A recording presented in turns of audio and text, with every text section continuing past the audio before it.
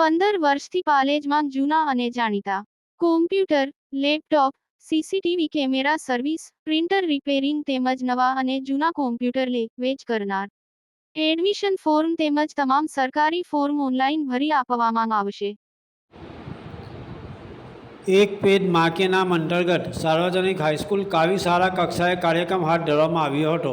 જંબુસર તાલુકાના કાવી સ્થિત હાઈસ્કૂલમાં વૃક્ષારોપણ કાર્યક્રમ યોજાયો હતો.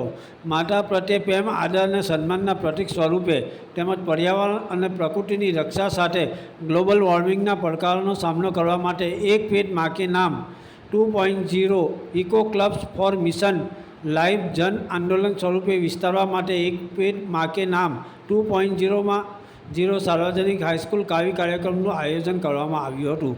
કાર્યક્રમનો હેતુ પર્યાવરણીય જાગૃતિ ફેલાવવાનો કાર્યક્રમ છે, જેમાં શાળાના શિક્ષકો તેમજ વિદ્યાર્થીઓ એક વૃક્ષ વાવી પોતાની માતાના નામે સમર્પિત કરે. આ કાર્યક્રમનું મુખ્ય લક્ષ્ય વૃક્ષારોપણ દ્વારા પર્યાવરણ સંરક્ષણ અને વ્યક્તિગત જોડાણ ઊભું કરવાનું છે.